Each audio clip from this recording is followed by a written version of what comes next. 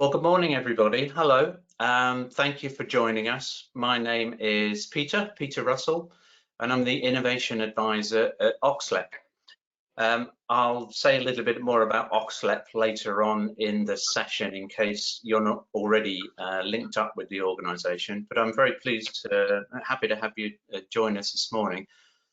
This is the latest in a series of what we're calling innovation briefings. And the main purpose of a briefing is to bring to your attention and make you a little bit more aware of some of the fantastic resources that are available to support innovators in Oxfordshire, not least from our amazing knowledge base, which includes universities and other research and technology organisations. And one of the things that we're trying to do in the innovation programme at OxLEP is to introduce you to those resources so that you can benefit from them in your efforts. So today is very much about the scientific and technical end of innovation. We've run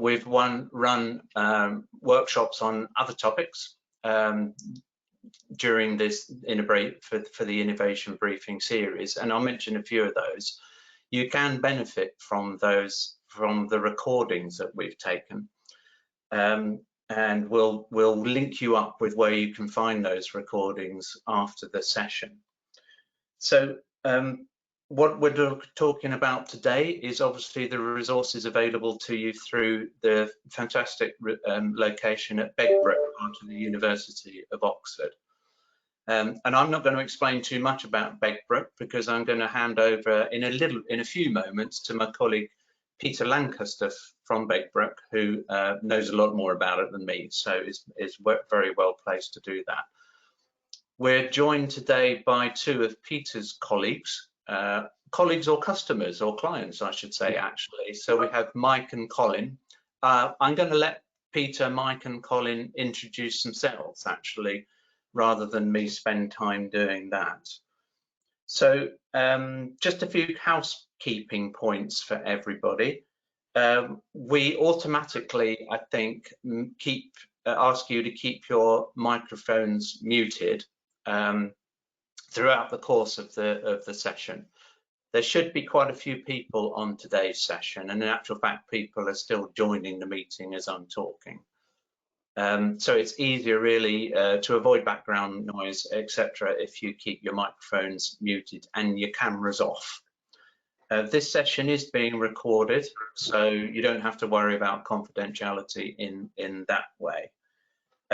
We'd ask you throughout the morning or throughout the hour and a half to use the chat box, which you should see as part of your control panel, to submit questions or comments or make whatever points you want to. I have a colleague in the background, Rob, who's going to drive the presentation, so I can keep an eye on the chat box and bring any questions to the attention of our speakers. So please do use that freely during the session, and I'll periodically maybe remind you to do that.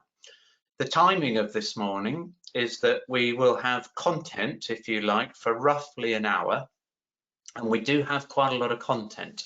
So hopefully there's plenty to keep you engaged. You don't need to take too many notes because we can provide you with these slides as well as the recording after the session. So we'll have content from the four speakers, if you include my own, up until around about 11 o'clock, when we will move into hopefully a Q&A where I'll field questions that you've posted on the chat for the speakers, and I'll invite them to join us back as a panel at that point. So if you absolutely have to leave us then at 11 o'clock, then that's understood. That sometimes is the case. But hopefully you'll stay with us and we'll be talking about the questions that addressing the questions that have come up. So I just wanted to kick off the session. Oh, sorry, you've got in front of you, hopefully you can see the agenda. Hopefully you've read that, so I will save time by not running through. we will conclude by talking about a number of support mechanisms that are available to you. We won't have time to go into the detail of those support mechanisms, so please just make a note of them and then get in contact with us afterwards if you'd like more information on those. So, right, I have one slide, I think, if I remember correctly. So Rob, thank you very much. Yeah, I mean, this really is just to set the scene. One of the sessions that we ran before was on this whole thing about collaboration and what are the mechanisms and routes through which you can collaborate with institutions such as Oxford.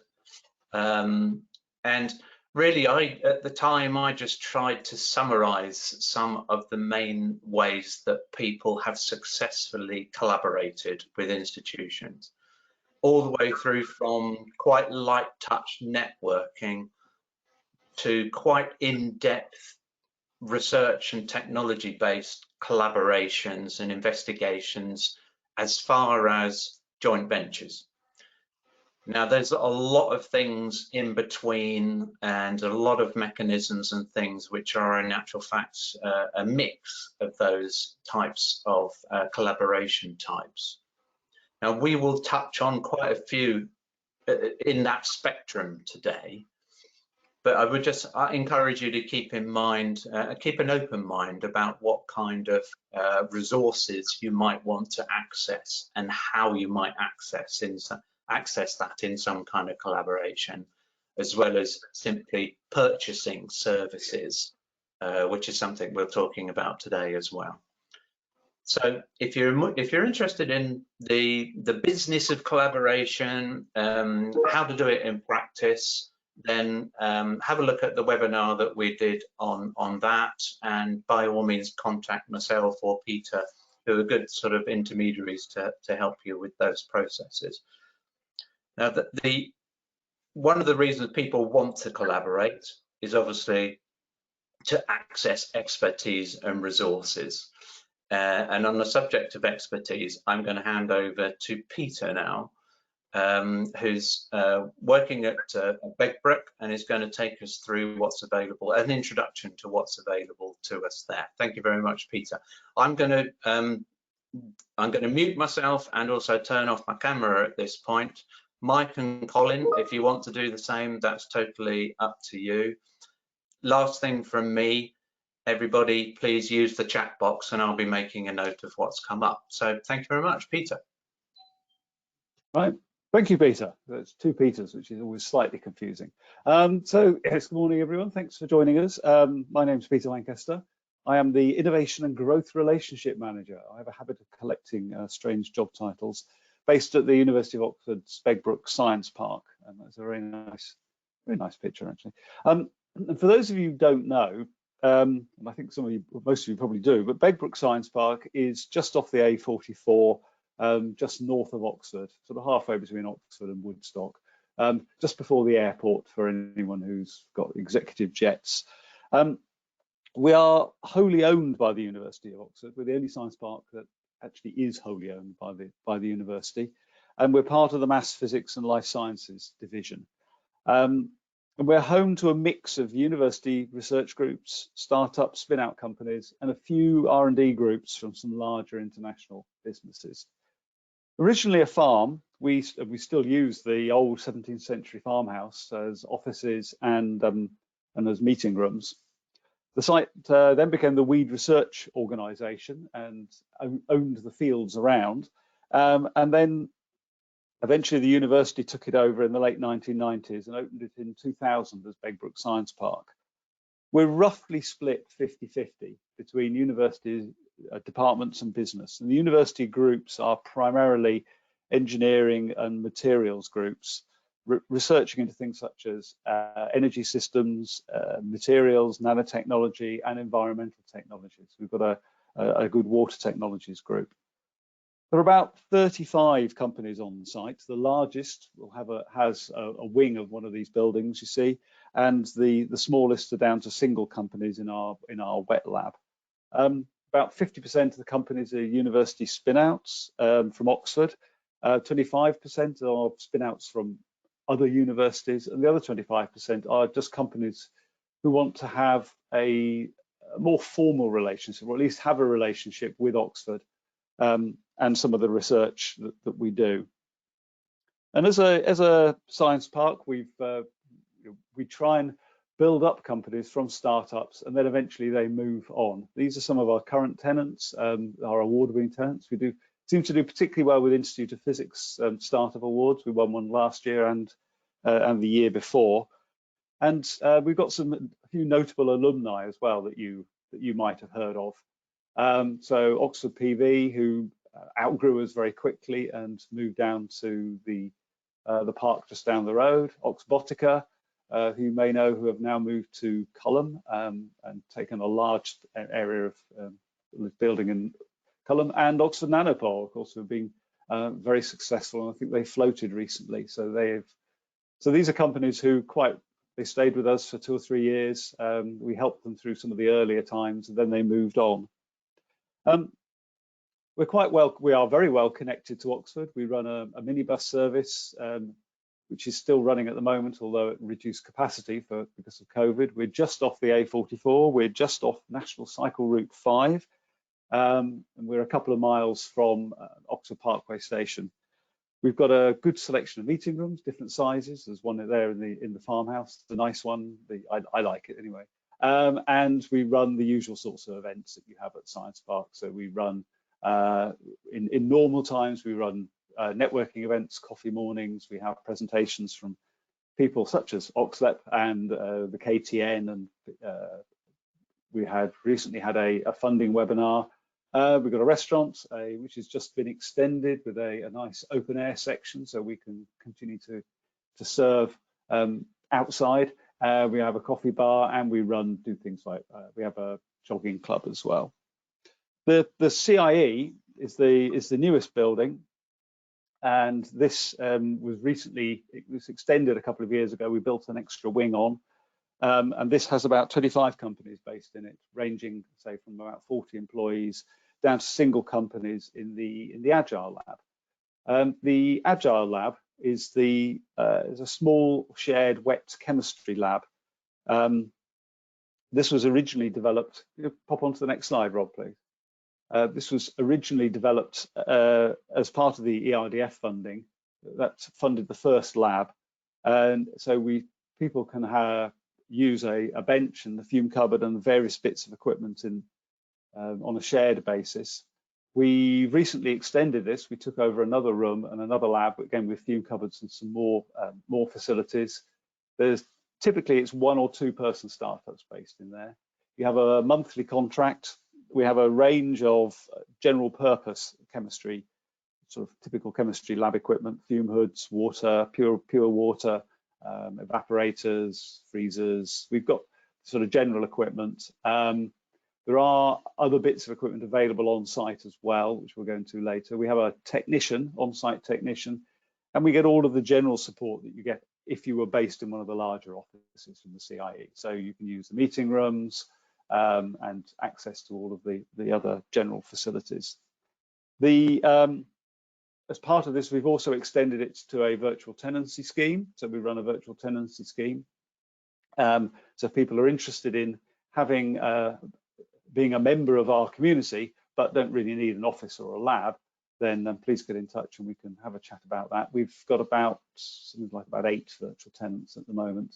It's not a scheme that we run widely, but we're happy to welcome companies who want to have some sort of interaction with or feel that they fit in with our sort of technical community.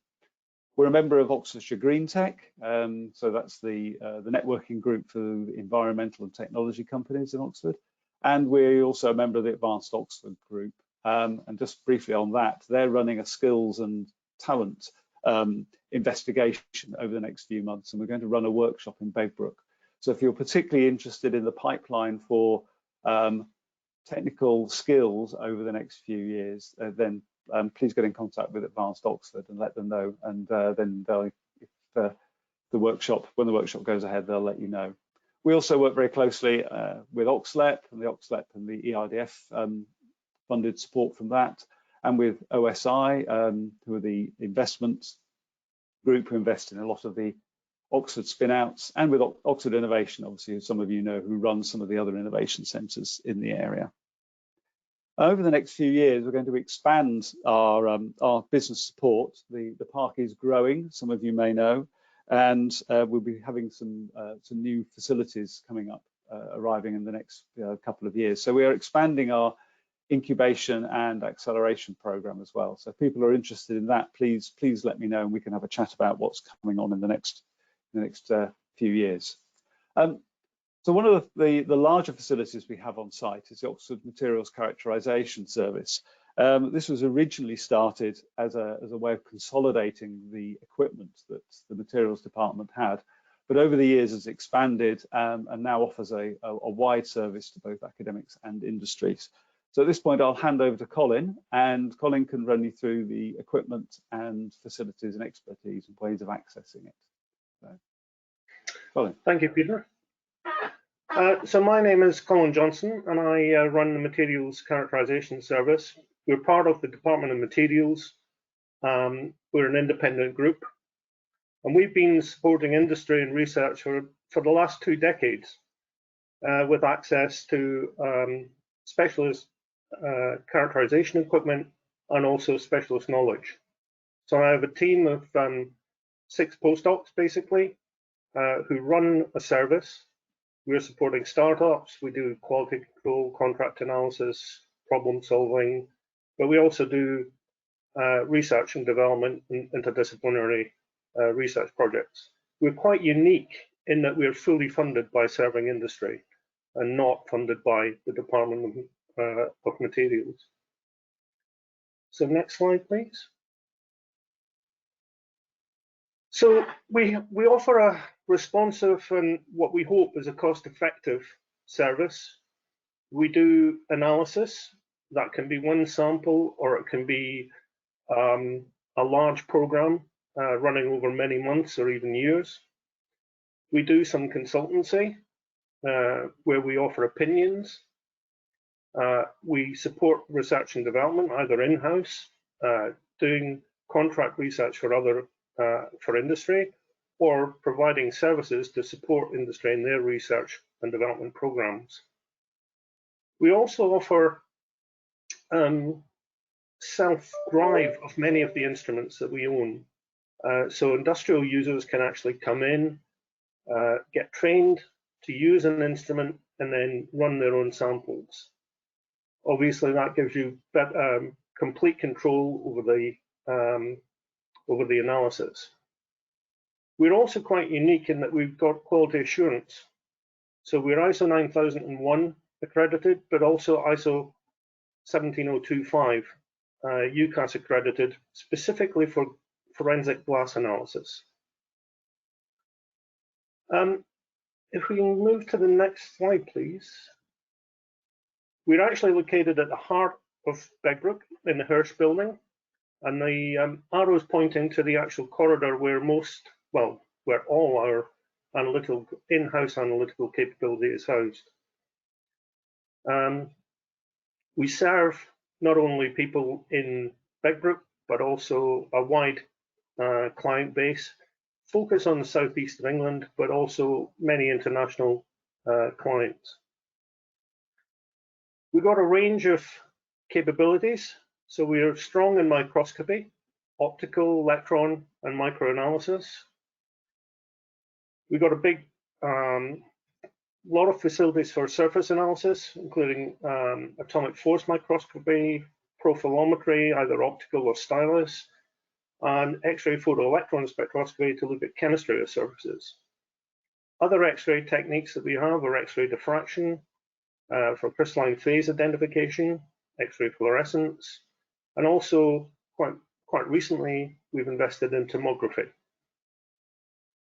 And further capabilities, molecular spectroscopy. So this is more looking at chemical information. We have infrared spectroscopy, Raman microscopy, UV-Vis near-infrared spectroscopy.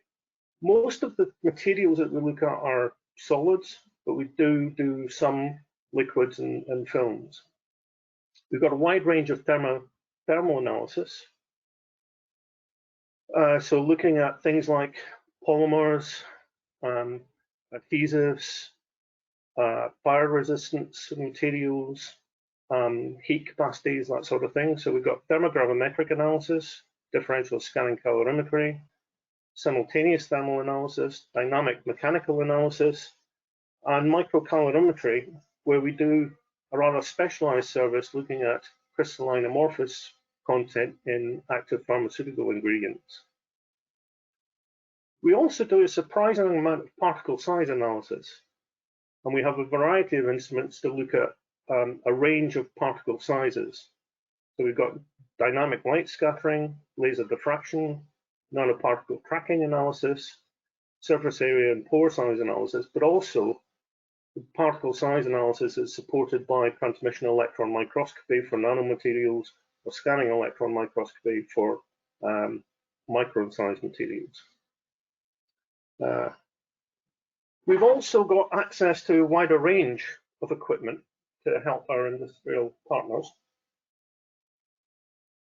So within the Department of Materials, there is the David Cockayne Centre for Electron Microscopy, which houses state-of-the-art transmission electron microscopy, scanning electron microscopy, a number of focused ion beam systems for sample preparation.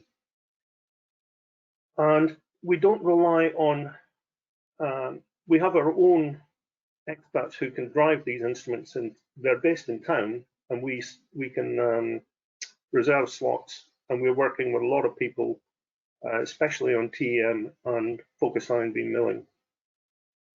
We also, as a department, the Department of Materials is a national facility for atom probe tomography.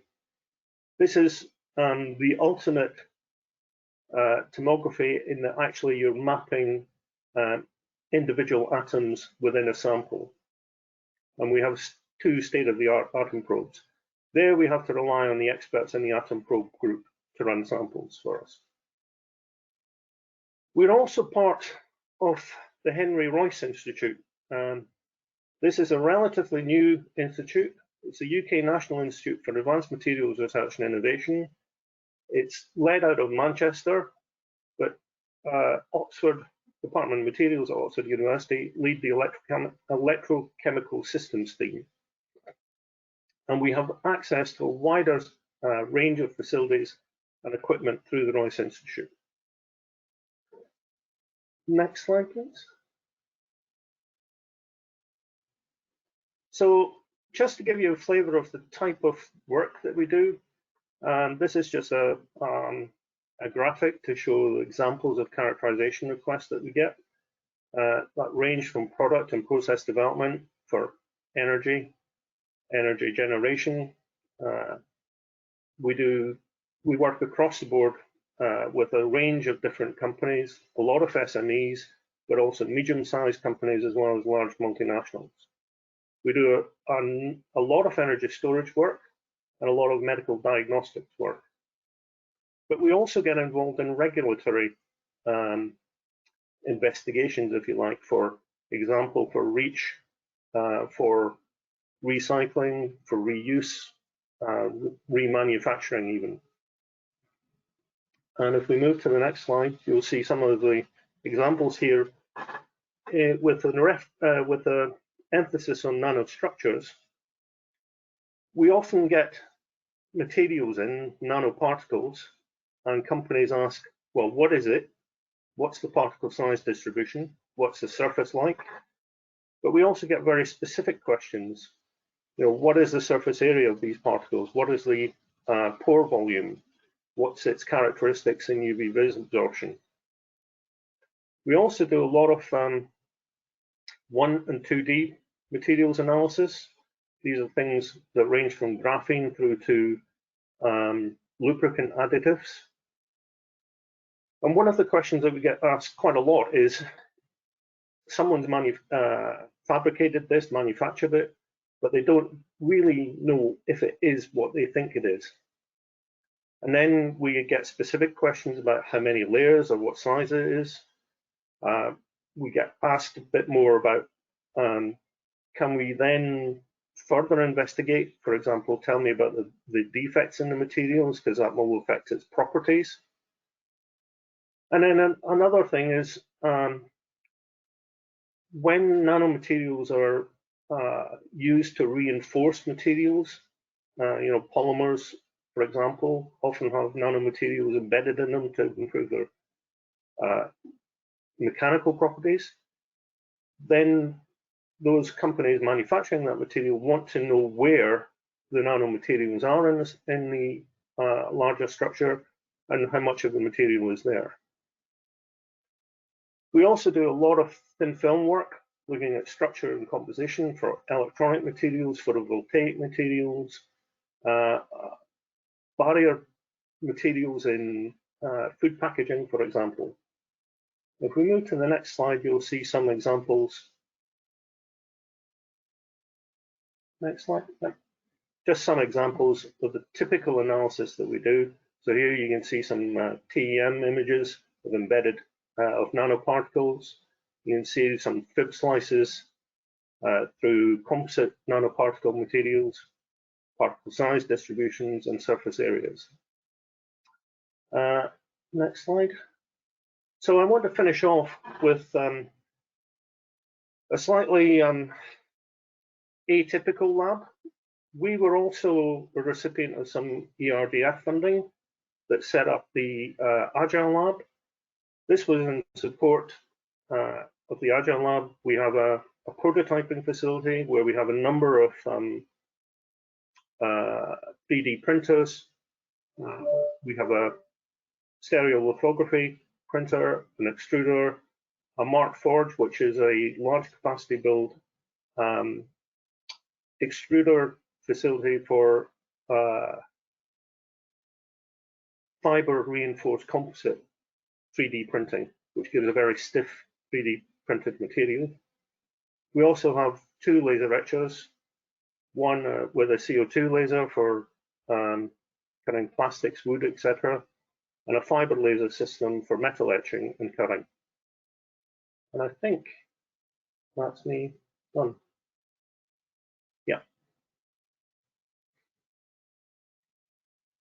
Colin, okay, thanks, Colin. Oh, Peter, sorry. Do you mind if I ask Colin a question?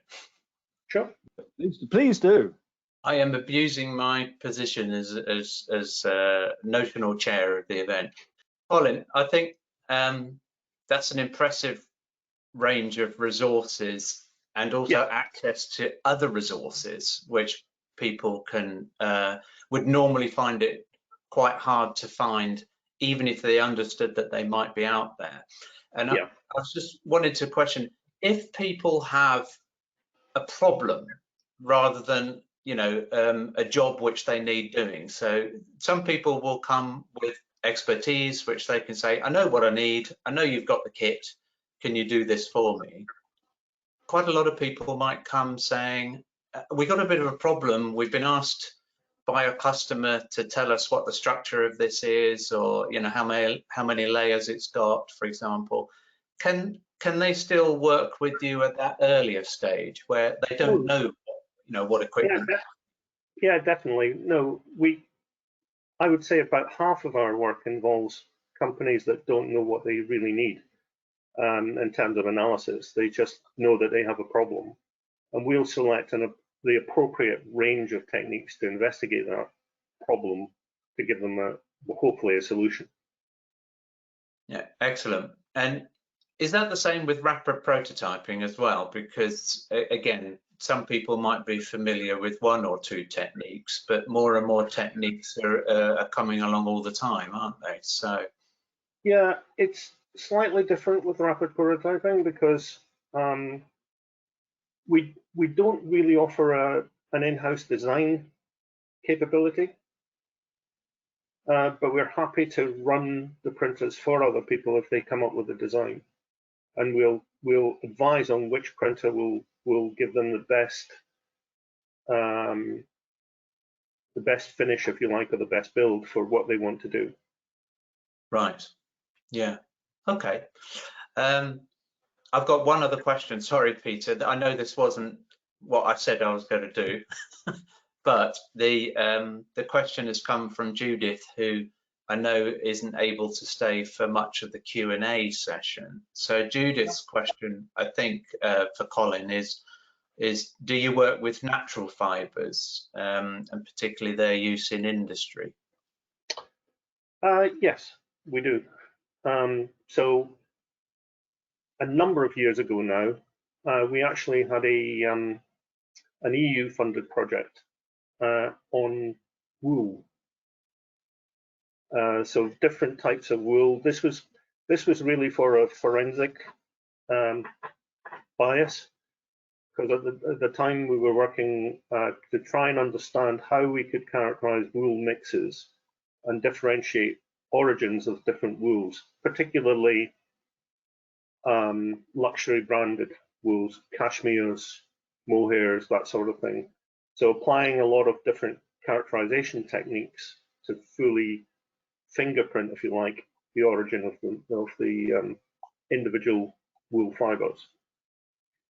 Excellent. So there's some experience there as well. Okay. Yeah. I should have said that typical prices for people that want to know, for a self-drive of benchtop instruments, it's £60 an hour. Typical bench type, thermal analysis or infrared Raman, where we operate the machines, it's £100 per sample per technique.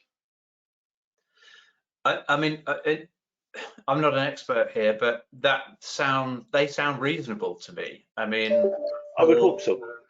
Yeah, for an institution with Oxford's branding and track record, for people to be able to get work done at that sort of price seems quite attractive to me. But I'll just leave that thought with you. Colin, thank you very much. Peter, I'll hand back to you and I'll shut up. Thanks, Peter. Thanks, Colin. That's a very useful overview. In addition to all the facilities that Colin's just run through, the university obviously has quite a few other bits of quite interesting and expensive facilities that are available for use by external parties. The Department of Physics in particular has a very strong both electronic and mechanical design and fabrication section. They do a lot of work for people such as CERN, the Diamond and the Rutherford Lab, and lots of various other bits of physics experimentation. So they are particularly skilled in precision engineering for challenging things like challenging environment and challenging signals, both in the mechanical engineering and in the electrical engineering. They also have a thin film coating facility, so they can coat various substrates with different types of thin films. And of course, Colin has the technology to analyze all of these. The Department of Chemistry has a very strong chemical trace element analysis. They have one of the most comprehensive NMR spectroscopy suites in the country, if not in Europe. So they're very strong on that, and they also have a whole variety of other chemical analysis equipment. The earth scientists spend a lot of time looking for trace elements and analyzing minerals, so they've got a lot of capability for that. And the biological, we've got very strong, obviously, biological and medical analysis facilities, some of which have been rather heavily used over the last year, but they are generally becoming available. For general access to these facilities, you need to go through our consultancy team. So that's the Oxford University Innovation Consultancy team. But if you've got questions around it, or particularly if you're based at Begbroke or locally, I'm usually around to have a chat about those sorts of things. So one of the ways that we've helped people recently access this equipment is through a scheme we've run at Begbroke, the Innovation Voucher Scheme, which is particularly designed to help kickstart a relationship. So we're looking to help companies who maybe haven't worked with the university before or haven't worked with a particular part of the university before, and they want to give it a go, or they don't have a lot of cash at the moment, but they may well they get their products developed, they may well develop into a stronger and bigger relationship.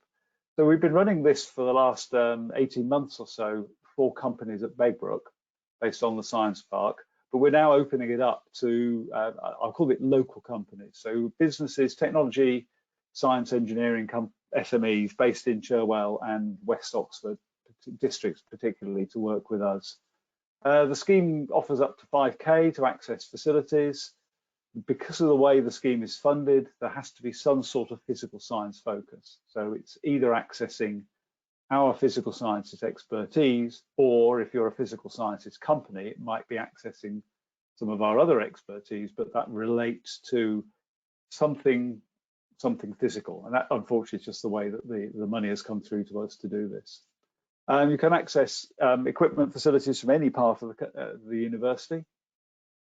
And the idea really is that we want to fund or support collaborations that lead on to a future relationship, particularly things like perhaps applying for Innovate UK, collaborative R&D or European funding, or just a continual consultancy agreement or access to the equipment. Applications are open. There's a rolling application process, so we don't have a deadline, but the scheme will close at the end of the year or when all the funds are allocated. We don't have a lot of funds, but we have enough left for something around like 8 vouchers at the moment. And the money must all be completely spent by the end of March next year. That's the end of our financial year. So if you're interested in that, then please contact me. My details are obviously at the beginning or the end, or you can get me through Peter Russell. I'll just give one example of a company that's used that. We've had a variety of different people accessing different parts of the university. So the NMR spectroscopy and chemistry that I mentioned, and some of the microbiological testing in the medical sciences. And several companies have used the Oxford Materials Characterisation Services facilities.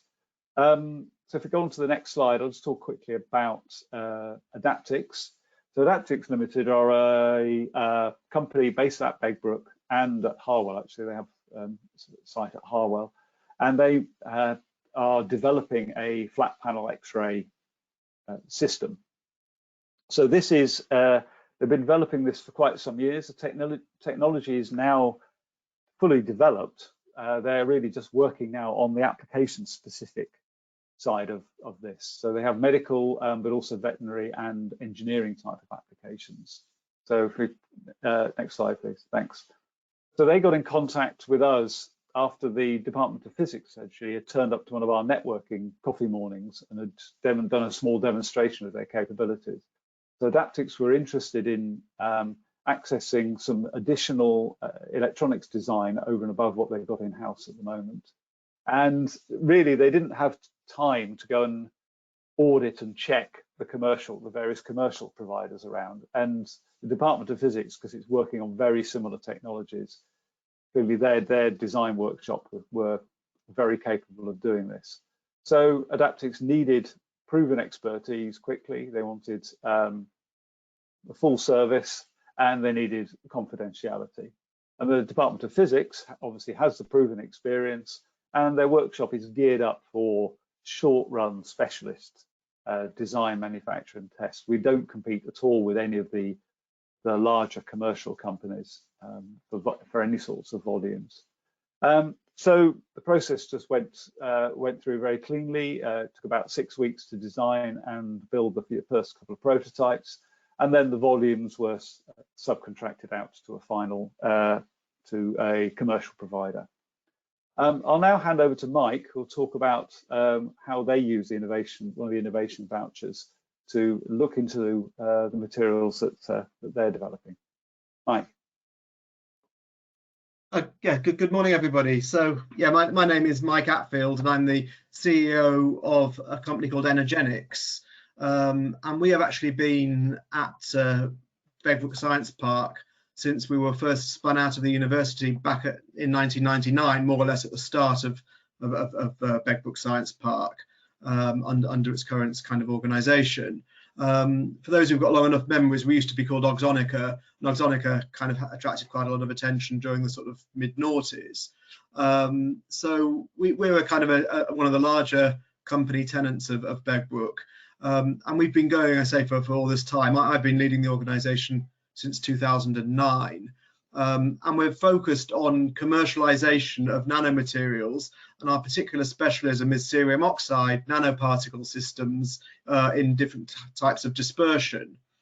Our core business for all these years has actually been in the area of diesel fuel additives, and we have a product called Envirox, which goes into diesel fuel, and it reduces fuel consumption, it reduces emissions, and it helps diesel particulate filters, which you get on all modern diesel car exhausts. It helps them to work better and keeps them unblocked. So we've got quite a well-established business supplying both companies who consume diesel fuel, the most notable one being Irish Rail, which is the image in the middle at the bottom. They use it in all their diesel fuel. But we also supply some of the leading aftermarket fuel additive brands, the kind of things you can buy in a supermarket, with products that you'll see branded as DPF cleaners, that's diesel particulate filter cleaners.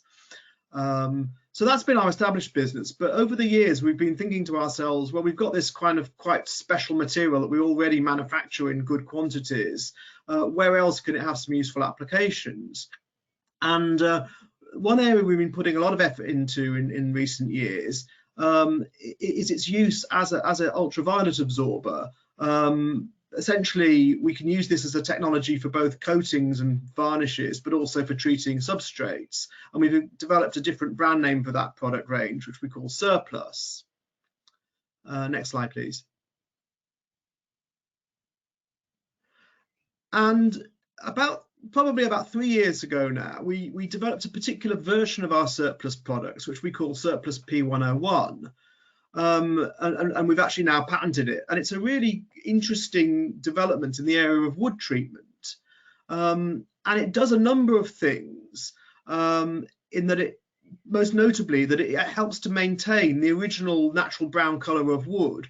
Wood normally starts off in that nice kind of honey brown color that everybody likes, and then over time it tends to sort of go into a kind of silvery gray, which some people still like and some people don't.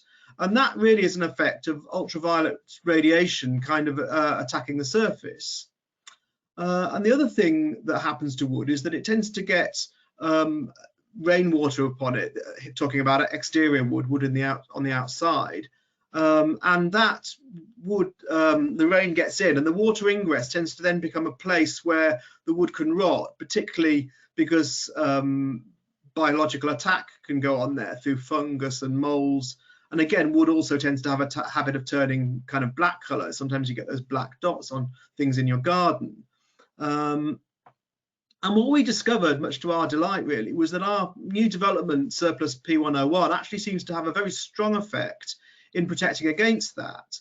And we've done a few studies, but back in early 2019, the site built a bin enclosure because the wheelie bins were moved and they wanted to have a screen around them.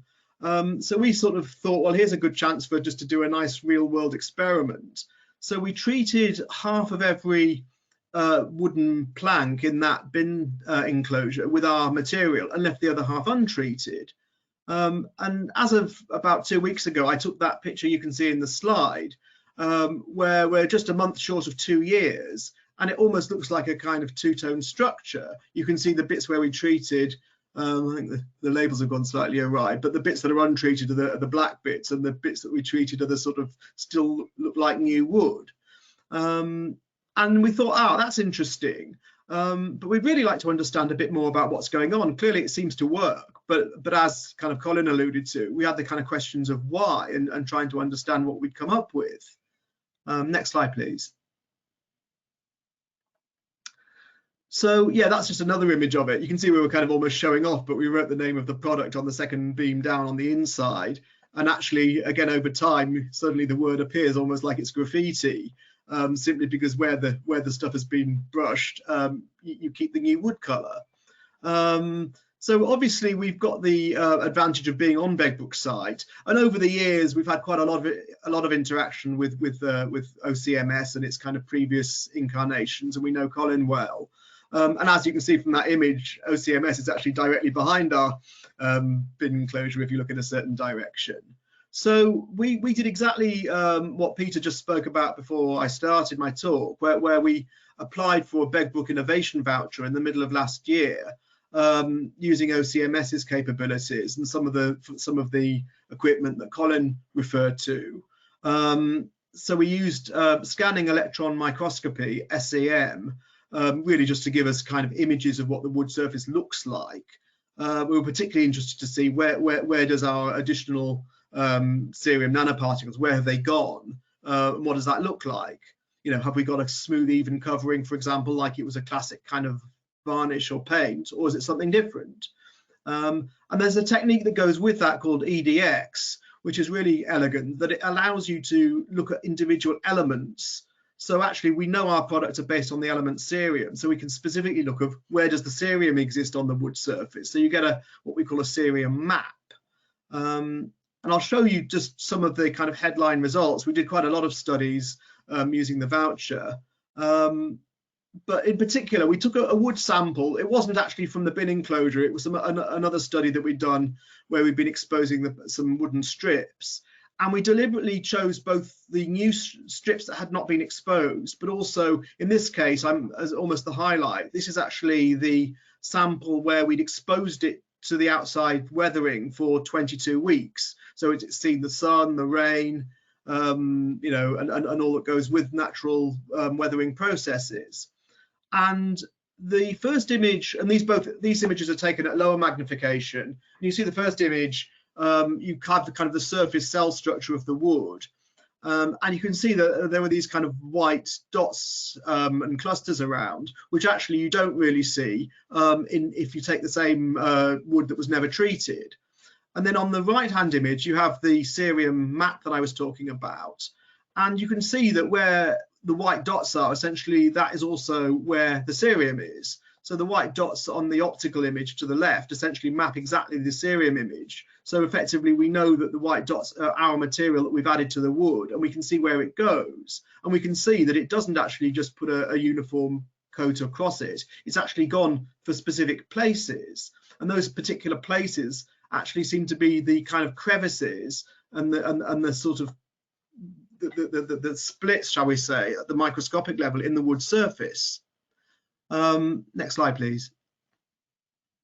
And so actually we then can use the same technique, and we go in at a higher magnification, and you have the image on the left where you can see that you actually almost form a very sort of a dry film of the material that we've added. And again, you can see from the right hand image, that is the spectrum of all the chemical elements that are there at that particular point on the surface. And you can see that the majority of it is our cerium. In fact, the peaks on the left are the oxygen, which also comes as part of our particles. So that tells us that actually what we've added to this wood surface has made these kind of films that have just formed in certain selective places, where you can see from the closer magnification that it's actually a kind of a crevice in the wood surface. Next image, please. And then the final image, and this is more sort of you know, visually kind of revealing observation, but you can actually then get kind of colored maps where you show where the oxygen is. And obviously you get oxygen in wood molecules anyway, not that much, but some of it. But then you can also see where the cerium, which is the red, so the red dots are where our ingredient has gone, and it kind of correlates with where you get more oxygen. And without going into any more depth, I guess the kind of key valuable insights we've gained from our study using the voucher, essentially that we can see that our particles are attractive selectively just to where there are kind of surface crevices and surface roughness. And these would actually be the vulnerable areas where water kind of gets into wood and attacks, and in the long run microbes form and start creating funguses. And in those areas we actually make protective films. And this also explains an observation we made in the lab, that actually water seems to run off a surface once we've treated it. We've made the surface hydrophobic. And the final point is that actually one of the problems in this area is that you can put all sorts of clever chemicals onto wood, but of course a lot of them might wash off and then they wouldn't really be very good for very long. Obviously, we've got the observation that our bin enclosure is still looking pretty good after almost 2 years. But in this case, we can see that after just 22 weeks, which is almost half a year, there's still plenty of our cerium still around, which kind of underlines some of the ideas we've got about how it actually fixes itself onto the surface. So in summary, we really kind of value we've always valued being a tenant of Begbroke Science Park, but a particular benefit is actually having close access and sort of friendly relationships with people like Colin and his staff, to the point where we can effectively use that relationship and the various funding schemes, in this particular example of the innovation voucher, to really gain some useful insight in a new area that gives us confidence to sort of progressively take this to market. So I think that's been quite a good study and a good example of kind of the collaborations that are possible. Thank you. Thanks, Mike. That was very interesting. I knew some of what you were doing, but it's quite interesting to see some of the detail and learn of some of the benefits. In addition to the vouchers, the university also has quite a wide range of other access to other forms of support. Some of this is both dedicated to University of Oxford, but also more widely to enable you to access other universities or other research establishments. I'll just skim through these very quickly, and some of the slides really just included so that you have some contacts for some of the relevant people. The first one which I'm always keen on encouraging people to work, SMEs in particular, to work with the university, is through Innovate UK collaborative R&D funding. And certainly one of our innovation vouchers was very much providing enough evidence to enable the SME involved to then apply for an Innovate UK grant in collaboration actually with the department of the university that they'd originally worked with. So that's very much an area that I'd like to focus on. I'll just briefly mention KTPs. As Peter Russell said, he's done a full before he's done a webinar on KTPs, which I'm guessing is on the OxLEP Business YouTube channel. But a KTP is fundamentally, spin through to the next slide, Rob, please. A KTP is fundamentally a partnership between a university, a company, and an associate. And the associate is normally is a postgraduate and sometimes a postdoc, but they are basically working on usually a single project for the company, and that project has to be of some form of strategic relevance to the company.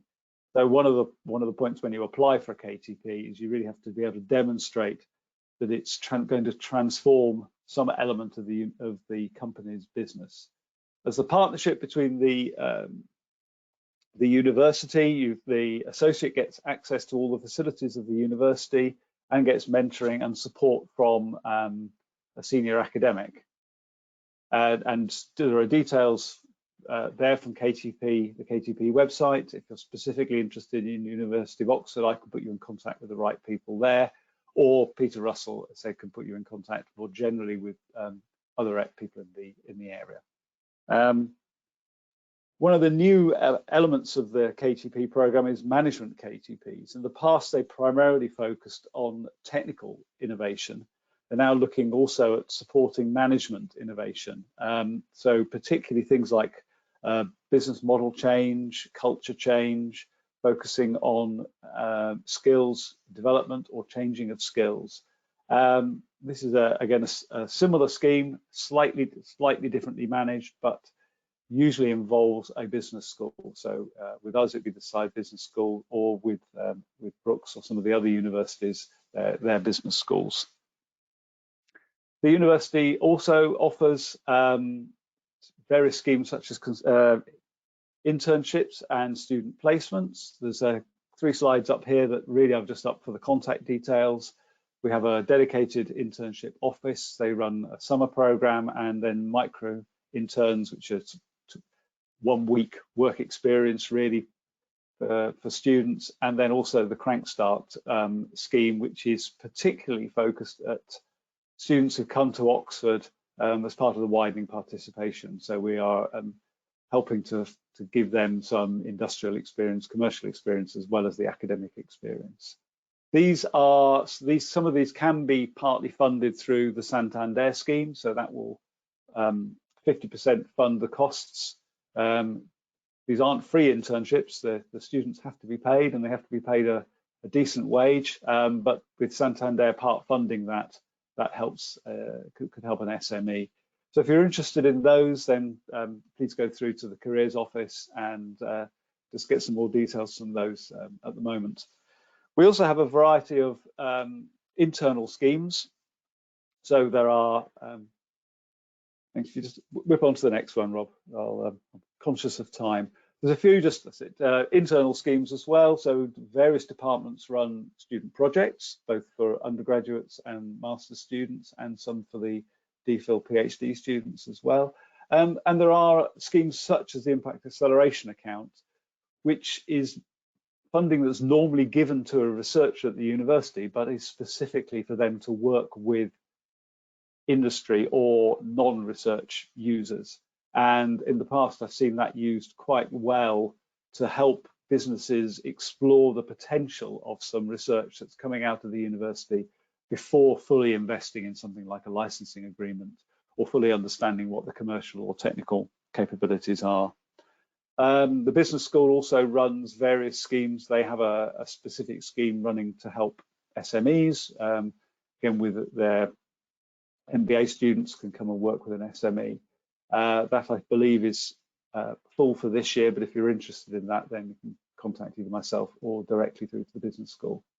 So that wraps up what I'm going to talk about today. If you've got any further questions, please feel free to email me or Peter Russell, who'll pass questions on. So thanks a lot, and thanks for listening. Thank you, Peter. Right, so just a couple of words of conclusion from me, and thank you for all of our speakers, both for their contributions and to keep in to time. We're just about perfectly on time, and we'll move in a moment. I'll invite everybody to come back, the speakers to come back and switch on their microphones and cameras in a second.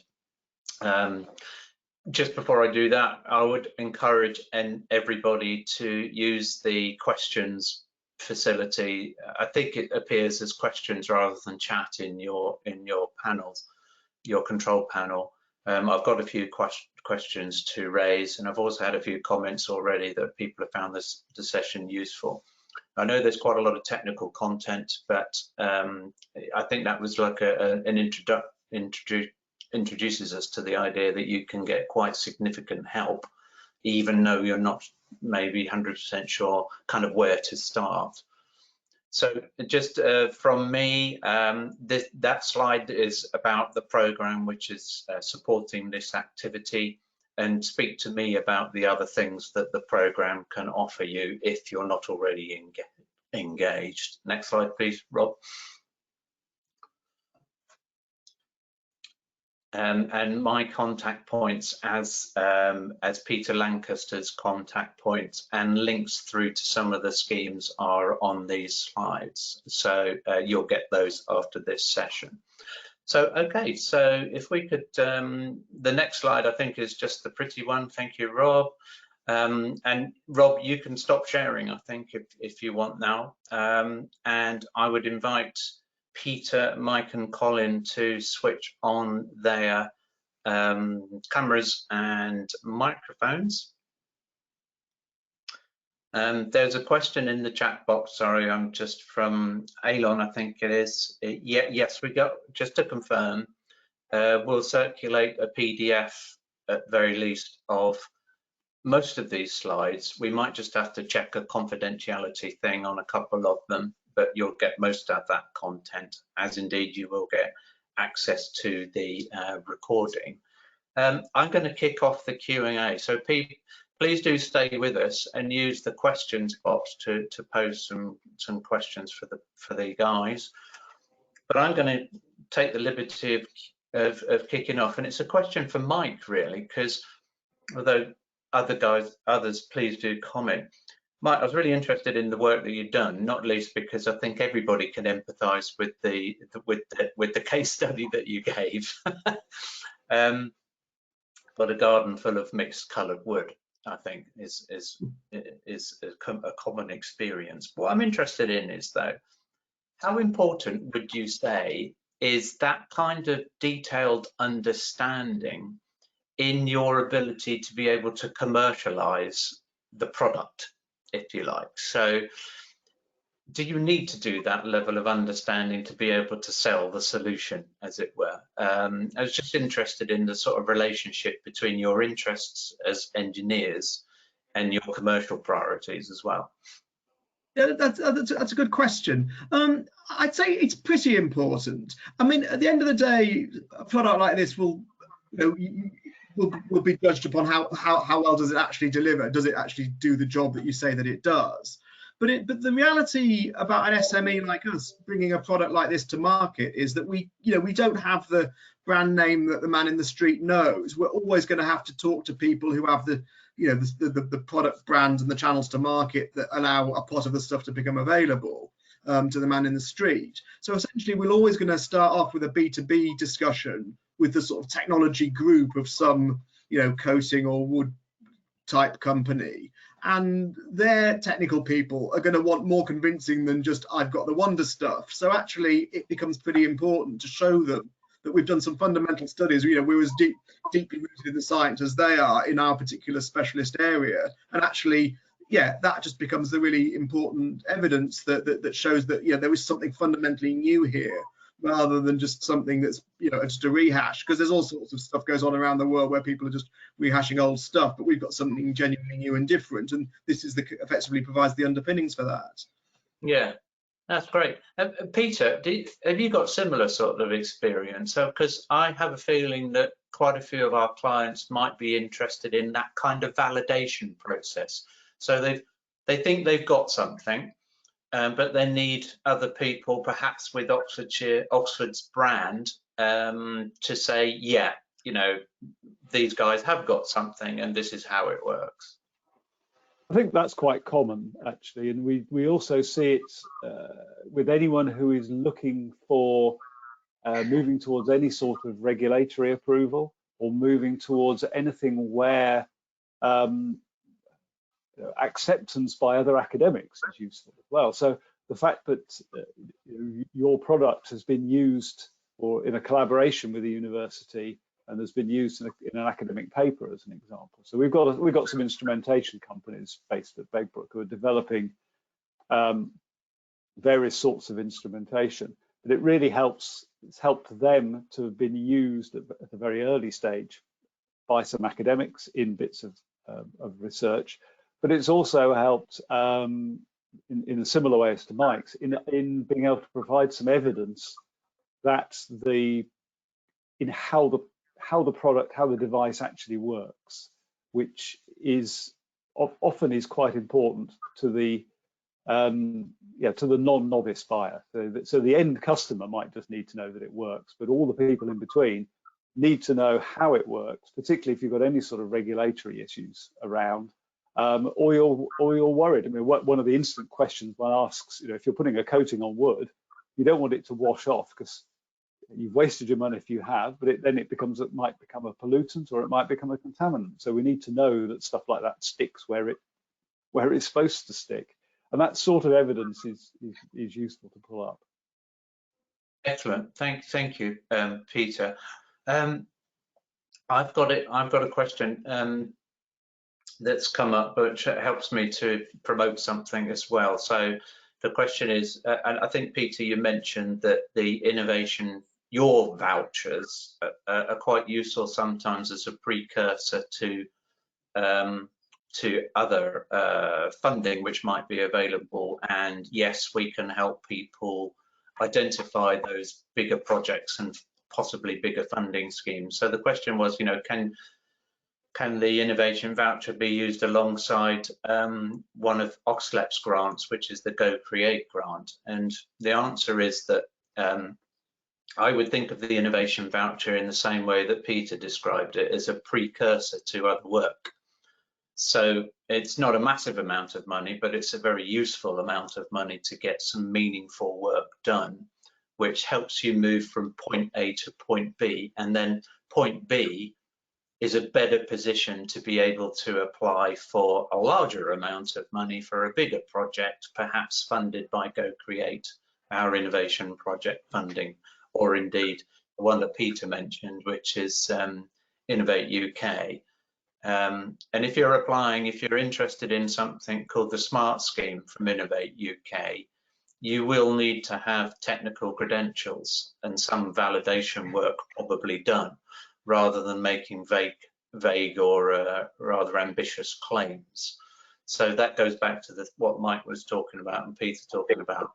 You know, the voucher can be a way of getting some of that evidence, which then puts you in a better position with funders as well as with potential customers. So, okay, thank you for that, guys. Thank you for those questions as well.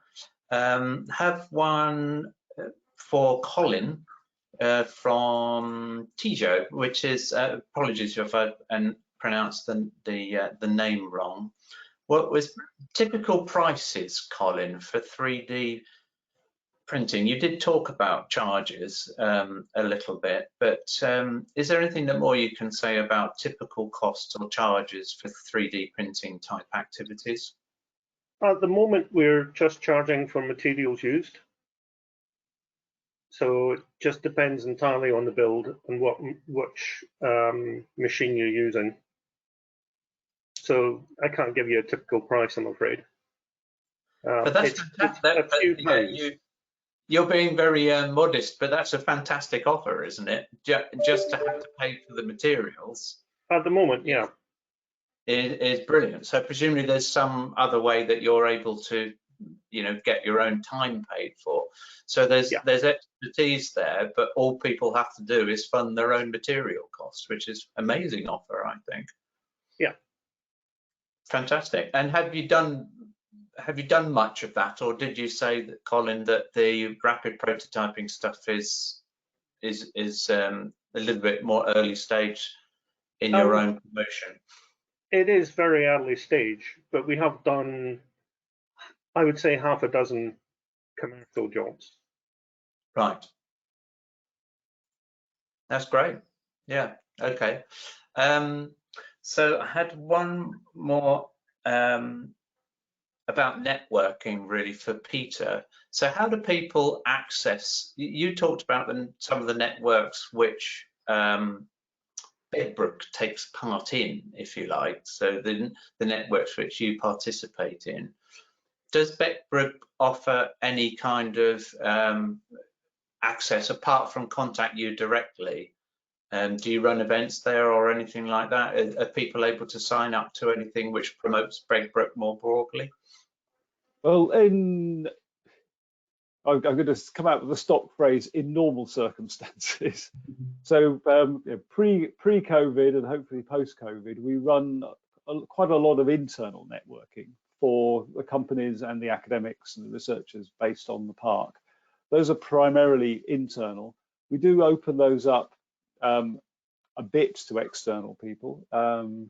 I've run a series of lunchtime workshops and lunchtime talks back in 2019, which were opened up to, again, to companies. We don't really want to, we're not expecting people to be driving over from the other side of Oxford, but local companies in particular, we're always keen to engage with, and particularly companies who are interested in the same sorts of things that we're interested in, really. So technology, materials, product development, that sort of thing. We're very much growing that. And so over the next few years, that will be expanding. We're just starting really to think about what we're going to do as we come out of lockdown in the way of networking and in running events. So the first physical event we're looking at running is this one with Advanced Oxford, which is open to anyone, but it's specifically looking at science and technology skills. So if people are interested in that, then can let either myself know or Advanced Oxford know.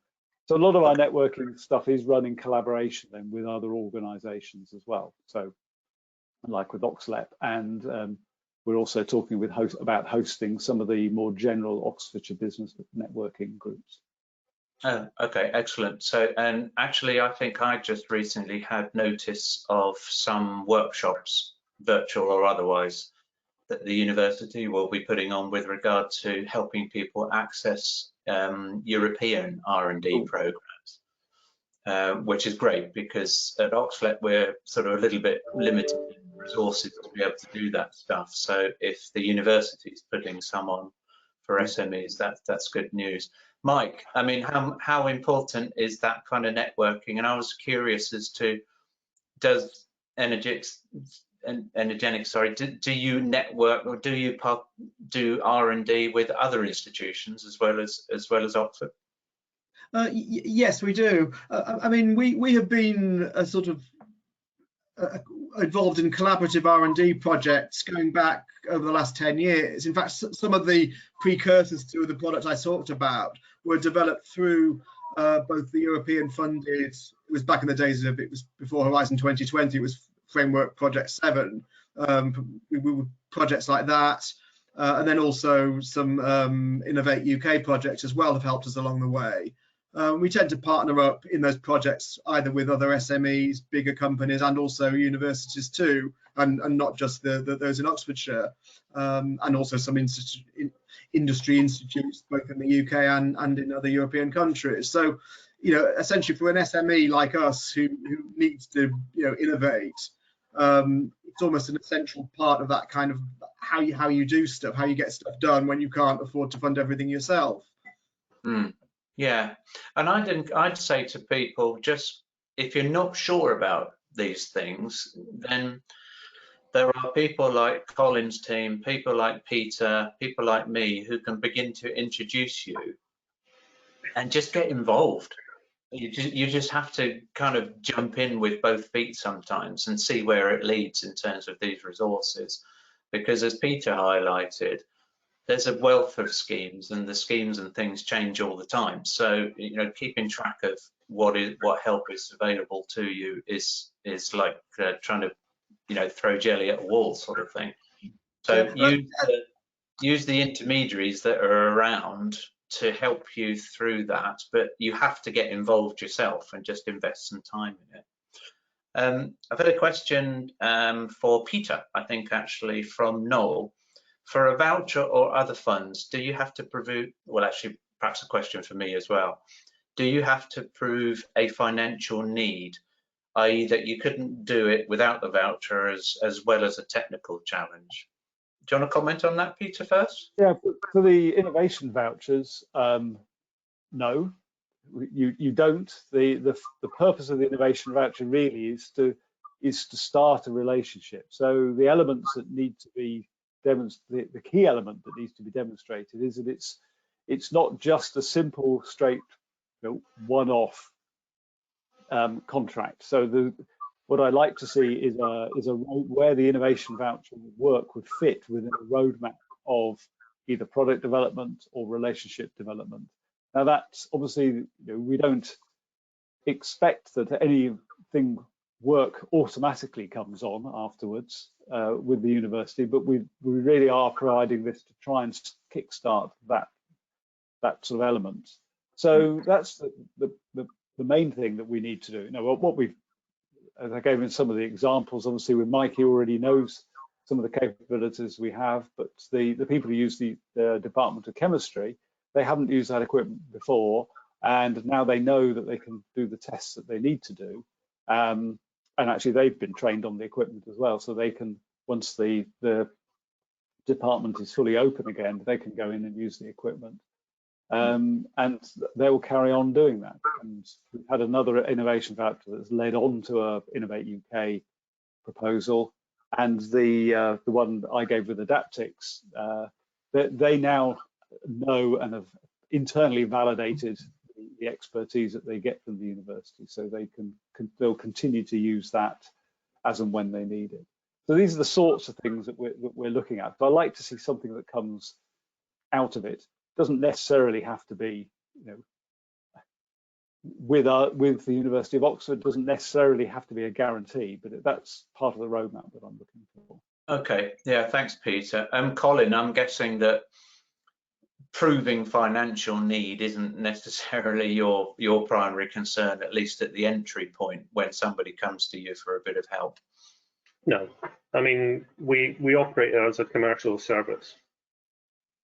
So we cost a job no matter what type of job it is, and we'll invoice for the work done. Yeah, but it's a commercial service, like on the prototyping side, where it sounds like pretty attractive sorts of rates, at least to begin. So the exactly entry the same. Yeah. Brilliant. Just to answer that question from my perspective on the Go Create innovation grants that we've got, yes, I'm afraid you do have to kind of have a need, a financial one, as well as a technical or expertise related one, even though we are only able to support a small proportion of the costs. Innovate UK, I don't know whether they still do, Peter might be able to comment, but they used to have this wonderful concept of additionality. And additionality meant basically what difference does the grant make to innovation activities that you were perhaps already undertaking. But we can work with you on how to demonstrate additionality. But it sounds like the Peter's vouchers are a really good entry point if you qualify geographically and otherwise. You don't have to prove too much and it's not too difficult to get hold of that support. Okay, so I'm going to ask in a second for final comments from Peter, Mike and Colin, because I think we've exhausted the questions. I've got more, but that's kind of not the point of the session. And we're more or less on time for a suitable good closing time. So just to reiterate, people will get the copies of the presentations, may be redacted slightly. They have the links through to useful contact points and schemes of interest, the detail of which we can go through with you, Peter or myself, and there'll also be a recording of this up on OxLEP's YouTube channel. So Colin, Mike, Peter, would you like to make a final comment before we close the session?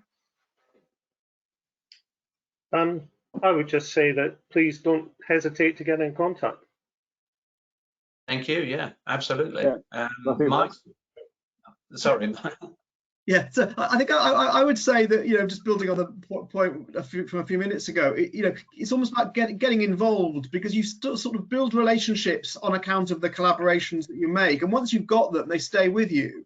And for a company like us who've kind of been around for quite a while, we still actually take advantage of a lot of the people we've met through the different collaborations we've had, whether it's just locally on the park or whether it's some of these pan-European research projects. Those relationships stay with you, and they last a lot longer than any kind of funded arrangement does, and they allow you to have people to go to just to get friendly expertise kind of going forward. So it's almost like, getting stuck in the first place is probably what's most important. Yeah, I think I can't emphasize that point enough. You don't know what's out there until you start investing a bit of time in it, and manage your expectations. You may not get an immediate solution, but we can help you get there in the end, I think. So sorry, Peter, I interrupted you. No, it's fine. I mean, again, I was going to reiterate the get in touch. One of the other couple of things I was going to mention briefly as well is, despite Brexit, we are still very much involved with all of the European R&D funding. So all of those opportunities, or nearly all of those opportunities, are still open. So it sort of went off the radar for a year or so with Brexit, but the UK is very much still involved in those. So don't be reticent about looking at those. The other thing I was going to mention, which is a bit of a plug for ex-employers of ours, I think 3 on this panel at some point in time have worked for the KTN. And I just actually plug that some of the stuff that they do, they're running a whole series of briefings at the moment on European funding, which are excellent. They also have been running a really, really good series on manufacturing, around product design and bringing products to manufacture. And that ran last year and is now running this year. And that is truly excellent. Can't help recommending that more than I try and tune into those as much as I can. But those are very good, particularly for small companies trying to figure out how to bring your first product to market. So that's the only bits I wanted to add. Thank you very much. So yeah, KTN Knowledge Transfer Network, although they may not use that terminology anymore because in the rebrands, people tend to lose the explanation of their acronyms, don't they? So KTN, we can provide access to that. Absolutely, they have far more resources than do OxLEP and maybe even bits of Begbroke at the moment. So let's introduce that to people. So it all only remains to me to thank everybody for their contributions today, Peter, Mike and Colin. Also thanks to my colleague Rob, who is wonderfully behind the scenes. We'll close the session any second. Just I don't think there's any more questions, so I would just like to say thank you very much for attending today, and we look forward to speaking to you again as and when you get in touch. Thank you. Have a good day. Thank you. Bye.